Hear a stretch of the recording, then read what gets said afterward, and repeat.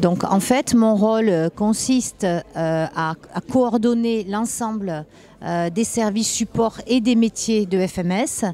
Donc j'accompagne Cyril, Fabrice et Vincent Gontard dans la coordination de l'ensemble des services de FMS. Et j'ai également donc en charge le développement du 5e métier de FMS, donc sous l'appellation FMS-ID. Et donc je développe toute la partie formation, CFA, parcours professionnel et également la branche intérim, donc le ATT de FMS. Donc effectivement, donc FMS est une grande entreprise aujourd'hui avec beaucoup de services qui se sont développés au fur et à mesure des années avec beaucoup de collaborateurs. Donc l'objectif effectivement c'est de coordonner l'ensemble des métiers.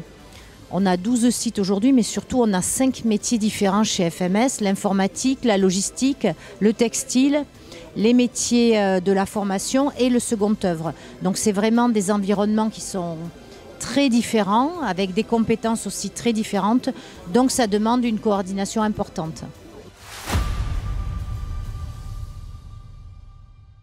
Alors, c'est surtout, Cyril l'a expliqué, qu'en tant qu'entreprise adaptée, donc nous avons une mission, construire des parcours professionnels pour des personnes éloignées de l'emploi en situation de handicap. Et c'est plutôt une population sur laquelle on a un faible niveau de qualification. Donc du fait de leur handicap, souvent les personnes n'ont pas forcément eu accès à un parcours de formation. Donc nous, en fait, on leur redonne cette chance-là, donc on va les recruter sans prérequis, sans qualification de base, et on va les former, on va les accompagner sur un parcours professionnel en amont du besoin de l'entreprise. C'est-à-dire qu'on va investir dans le capital humain, on va investir dans ces personnes sans savoir en amont si on aura besoin d'elles quand elles auront fini leur parcours.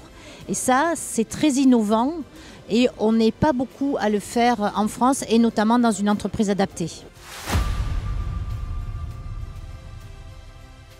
Donc c'est vrai qu'aujourd'hui, FMS est très présent dans les Landes, c'est vraiment notre territoire de cœur, mais aussi très présent dans toute la région Nouvelle-Aquitaine, puisqu'on est présent en Gironde, on est présent dans les Pyrénées-Atlantiques, dans les Landes bien sûr. Et aujourd'hui, la continuité du projet, c'était effectivement de pouvoir, pour continuer à se développer, aller développer d'autres bassins de vie au plus près des personnes handicapées. Donc c'est vrai que la proximité de Pau et de Tarbes, c'était un petit peu la suite logique. Donc si on voulait se développer à Tarbes où il y avait des besoins, les partenaires nous avaient sollicité, il fallait un agrément sur la région Occitanie puisque les Hautes-Pyrénées sont dans la région Occitanie. Oui, parce que notre agrément entreprise adaptée est régional, donc il nous a été alloué pour la Nouvelle-Aquitaine, il est renouvelé d'ailleurs régulièrement.